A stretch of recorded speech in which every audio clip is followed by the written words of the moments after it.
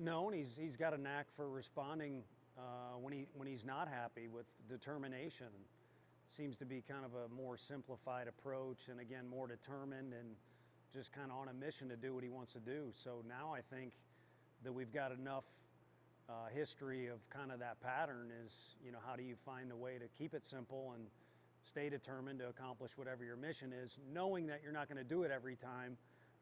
So it's going to require a short memory when you don't, and build confidence, and maybe get to do interviews with you guys when you do. I know it feels like a long time ago now, but a little bit of adversity there in that second inning. How good was it for y'all to respond the way y'all did? Yeah, no, for sure. And you know, you speak of timeline. We started the game early, and I know John Wilkerson mentioned it on the radio, and I'll say it now as a platform to our fans. Just, we start our season maybe, you know, early. Let's just call it that. And so those times are kind of fluid. We want to take care of our arms. Scott wants to do the same thing with his group. We're trying to hit that sweet spot so we can play. And then eventually we'll stick to the actual game times no matter what. But today we started early. We started with a bang with Arvidsson, you know, throwing really well in the first, and then Dean leading the game off the way he did. And then going back out there, you know, Arv was throwing the ball well, but they get a guy that backspins one into the jet stream, and he's a strong dude, and there's a couple guys on base for various reasons. And yeah, you got a little bit of a mess. And I think in that moment, you know, you got to respond the right way. 9 innings is a long time. If you're going to have a back and forth game like we had early on there, 9 innings is a long time, and you got to be willing to stay the course and respond the right way when things don't go well. And our guys did that immediately. What you like out of him to start today? Just that, you know, he was around the zone. We did have the one walk in the inning that, you know, maybe that inning doesn't get put together the way it does. But he was throwing the ball well, and I'm just glad he's now in a rhythm, because since he's been here, nothing major, but, you know, he and a couple of the other pitchers just haven't gotten a rhythm where they're out there consistently. So just seeing him out there and getting reps is huge. Same thing for Hunley. Was the only guy that came in the middle of the inning, but that's a good little repetition is what I was telling him there. Come in a big jam, and I think the guy with the homer is the first guy he faced. And so, you know, right now you want to win, you want everyone to do great, but really you're kind of shooting for longer term goals. So to get guys repetitions that are valuable and getting a little bit of a rhythm is huge. Look at Jay, 4 walks, 4 steals, got to start in the left. What did you like about him tonight? Yeah, I mean, you guys were complaining that he didn't start, so we gave him a start, and he made the most of it. And I think again, I like when he comes off the bench. I like the fact he can play a lot of different positions, but kind of that vibe you got in the fall was whatever team he was on, or when we played outside opponents, when he was in the lineup, it kind of brings a different dynamic to the whole deal. So just that feeling, but also that statistical fact is nice to see. And he and some of those other freshmen are getting real comfortable real fast. So I hope that, you know, they stay the course, because things will get more challenging as we move forward. 9 RBIs from the top 2 guys in the lineup. What do you like about that pairing? I like how well they get along and how well they complement each other and work together on the field, and seem to kind of even push each other a little bit. So that's kind of a more behind the scenes answer, more upfront what you get. You know, you got a righty, you got a lefty, and then you got 2 guys that are pretty versatile. I mean, Gavin's a little quicker runner, but I think both guys are even really good base runners and can be a threat, or at least are going to run the bases smart for you. But they can beat you a lot of different ways with the bat, and then, you know, those guys can play anywhere on the field too. So just versatile dudes that are good leaders, and more than anything, you want your best players to want to be good teammates. You know, they don't want to stand out from everybody else and look down on others. And those 2 guys are good enough to say, well, I'm the best player and this and that, or I want to play this position.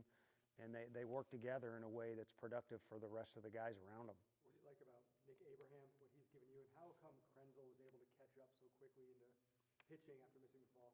Yeah, I think, you know, a lot of it is just Krenzel's savvy.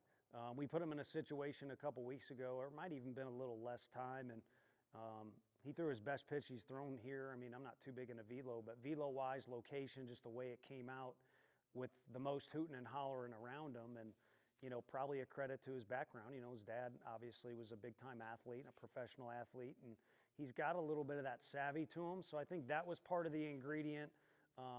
But also just determined kid that's that he's pretty well rounded on the mound in a bunch of different ways. Showed you can field his position. He's got a little savvy. And then Abraham's from the first pitch on. Frank's quote in the locker room, we were just there going over things, was he came in there and threw the first pitch like I'm here to get something done today, and that's the vibe he gave off. And it's a very mature approach.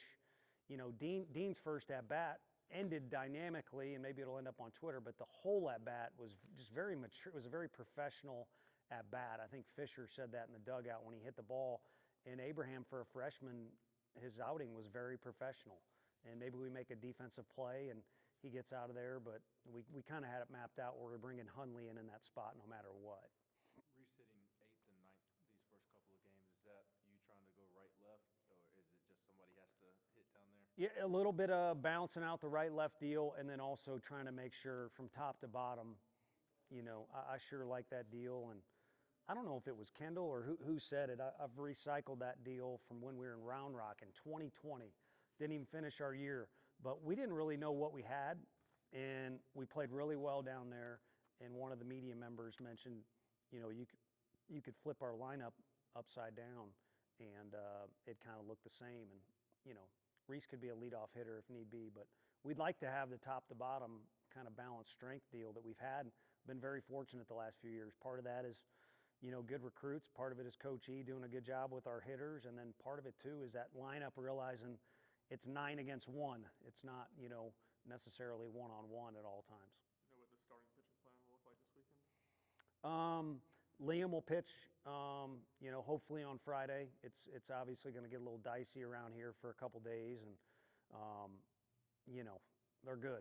Last time we played them, we split over there in Nashville, and so we need to put our best foot forward, and I think that involves Liam throwing with a full bullpen behind him, and Marcus will throw game 2, and for now, we'll do what we did the first weekend is, use those 2 guys, give Marcus the respect of preparing, and also he's earned it, but also really just kind of focus on game 1. All 9 starters with a hit and a run today. What does that mean for you and this team going forward? That means I think we are closer to putting that little feather in our cap that we've got, or maybe a feather in a cowboy hat if you got one on, that we do have a well-balanced attack. But I think the bigger thing was the walks accumulated.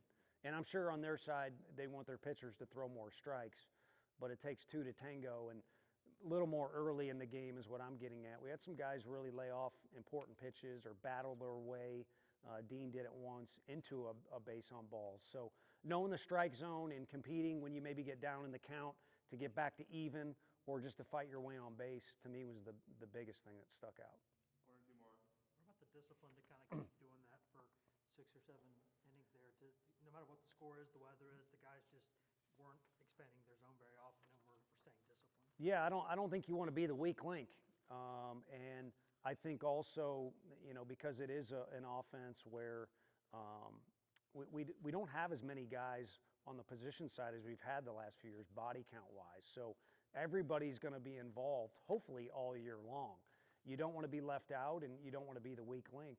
And then having said that, it's a group that's kind of, Bargo, for a second there I thought he'd catch. He'd maybe play 4 different positions in one night.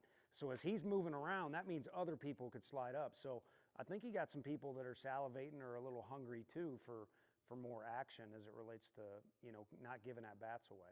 What makes Sanford such a good college baseball program? I don't know. I mean, I said it earlier, and it's kind of disgusting to say, but they kind of been an SEC. They probably feel like we're helping these people out too much with some of the guys. You got Sonny moving on. Everyone knows what he did and how good of a dude he is. He came from there, but there's others too. And that doesn't tell the whole story, but that kind of lets you know that they're good at recruiting players that maybe are overlooked a little bit. It's a great school in a great area. There's good ball down there. And then clearly they develop players. And we've seen that firsthand. Like I said, we played them last fall, and that was probably the most contentious moment we had as a group last year. We were blessed beyond belief last year, so there were very few times there were blow-ups or having to correct behavior, but our guys needed to play better in order to beat a team like that. So it's just a good group of ingredients and a good coaching staff, And all things combined, you got an opponent that's a pain in the butt for not just us, but Auburn and Alabama and anyone else in our league that they play, whether it be on a weekend or during a Tuesday affair.